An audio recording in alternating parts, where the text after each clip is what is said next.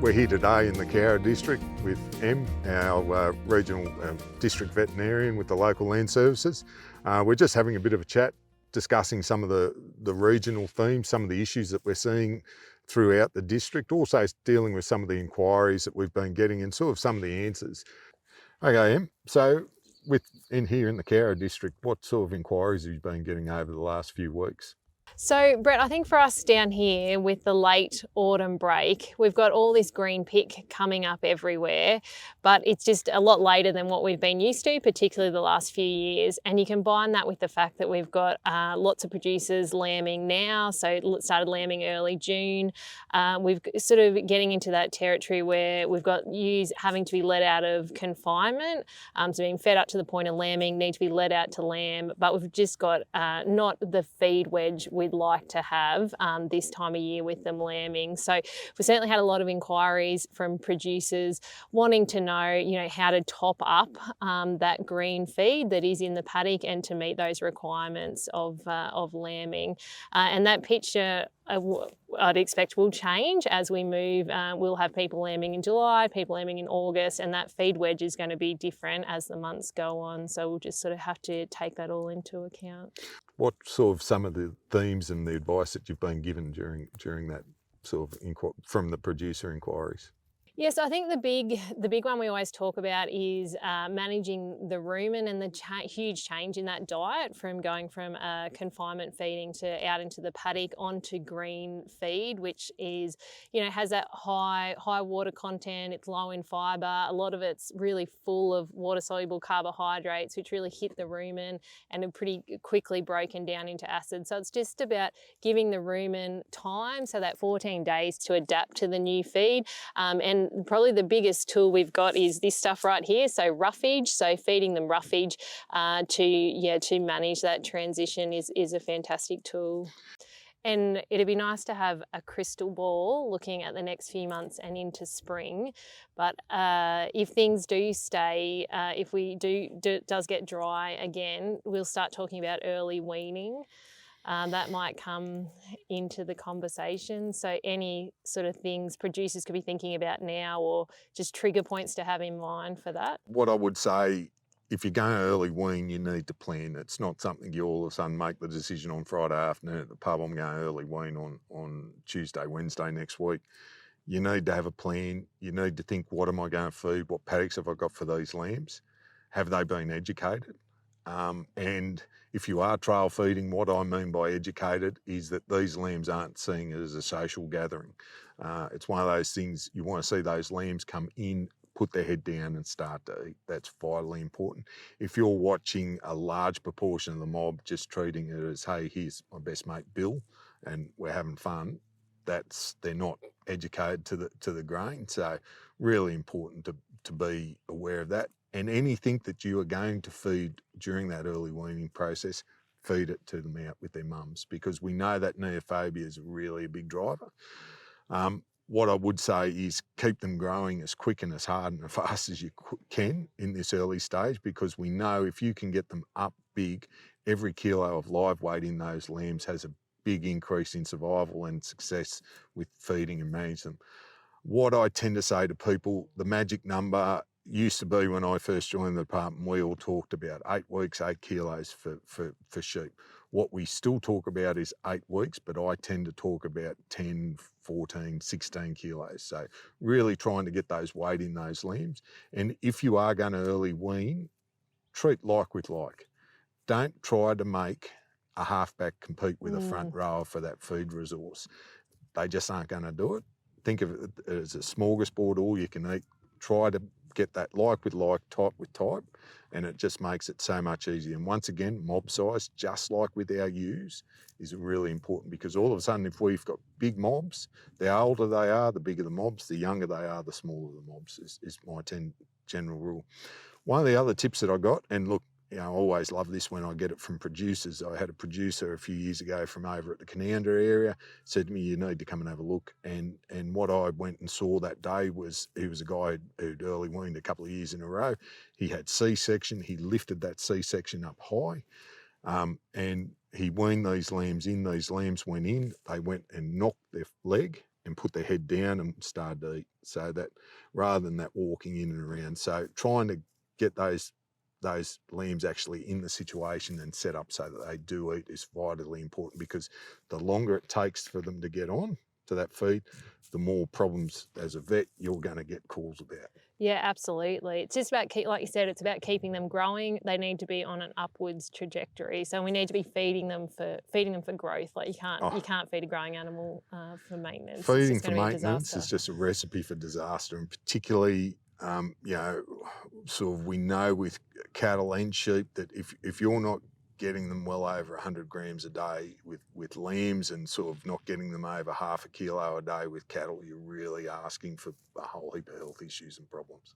Absolutely. That's when we get called into all the disasters with everything else that can go wrong. If we can keep them growing, we're just going to make everything else fall into place. They're going to be more saleable. You've got a more saleable article. You've got a more healthy mob. Yeah, there's just win-win-wins there all the way around.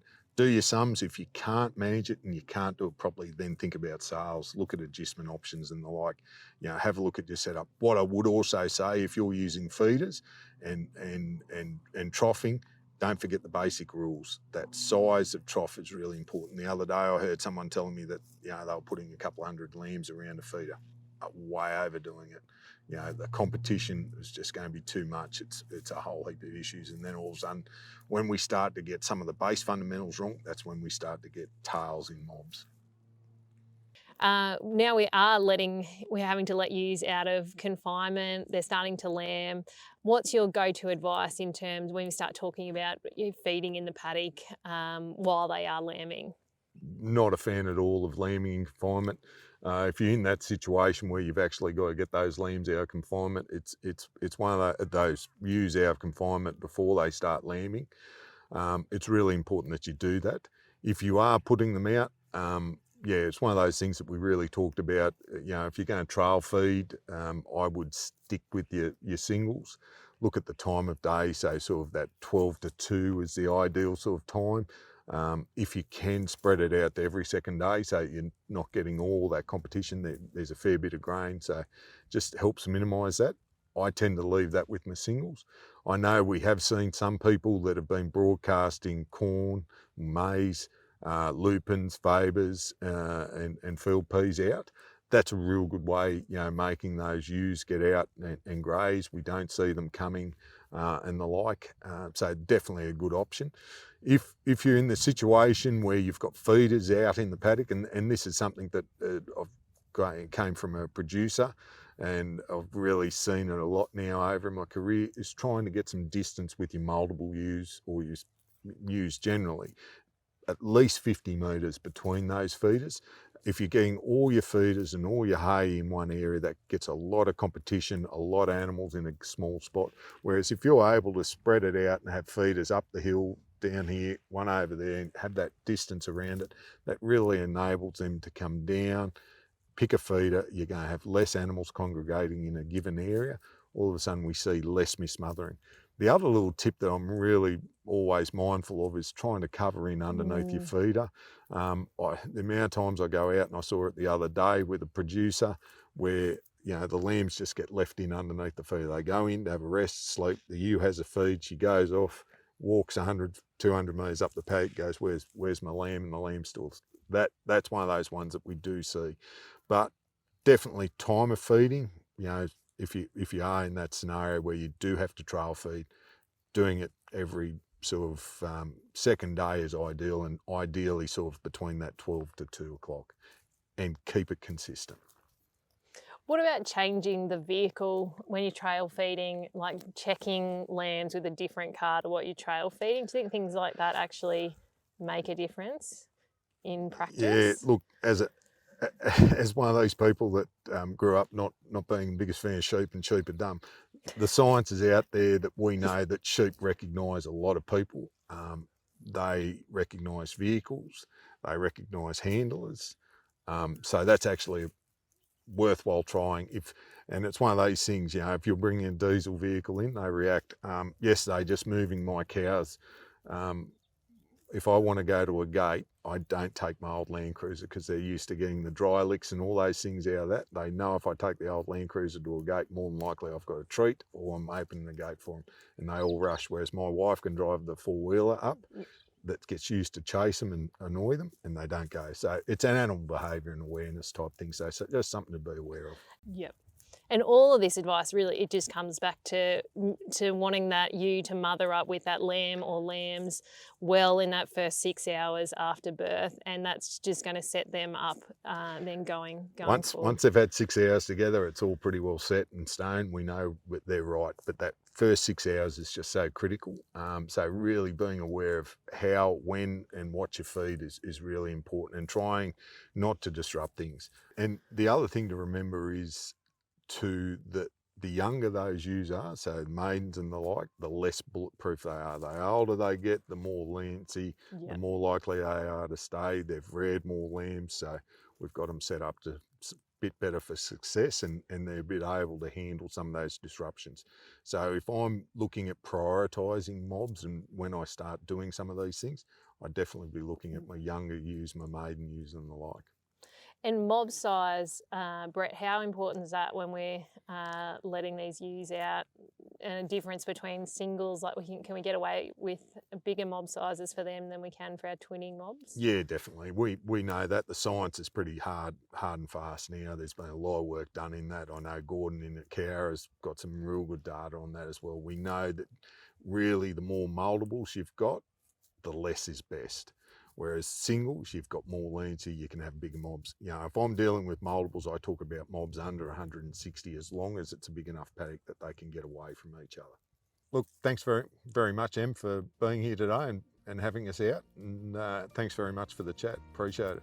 No, thanks so much for coming down, Brett. Great to have your advice as always. No worries. Look, just a shout out to the producers of the district. Come and have a yarn to us. We're available. We've got a number of offices. We've got a good team of vets here in the Central Tablelands, plus our agricultural staff. There's a number of resources available, so if you're looking for information, come and see us at the local land services offices, or look online and you can find our telephone numbers and give us a yell. Thanks very much.